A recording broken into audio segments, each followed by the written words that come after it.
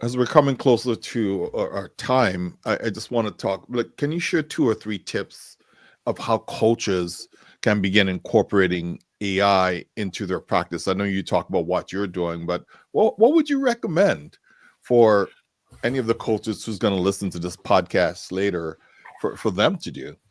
One of the things is that I've been thinking about this for a bit, and it's the idea that, we have the core competencies and code of ethics. Yeah. We've talked a lot about heart-centeredness and empathy and compassion, but it's nice. I've been working on a document that it's the value proposition canvas, and it's instructions that say, take 5 minutes to write down your top 3 uniquely human coaching qualities.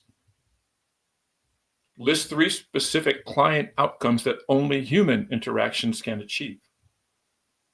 Create 1 paragraph statement combining these elements into your unique value proposition, and then test this statement with a colleague or a mentor, get feedback. Start thinking about how you line up with the core competencies, and where you see your human qualities, your empathy and compassion manifested in the core competencies. Then you're telling a story to the client that resonates on both sides of the coin. Another thing is record a 5-minute segment of your next virtual coaching session with permission with the client, or if it's mutual coaching, like I'm coaching Dr. Dave or he's coaching me. Yeah. You record it, review the recording for these questions.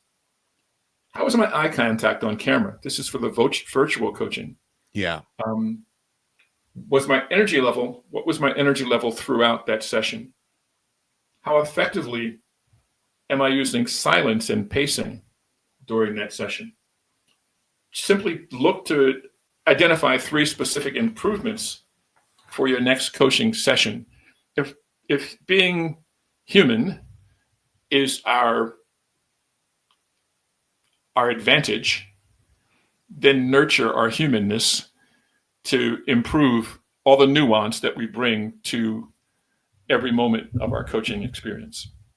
I know. I was just thinking about eye contact, and then you see a robot, AI just coming in, looking at you. My mind just goes in these weird places sometimes.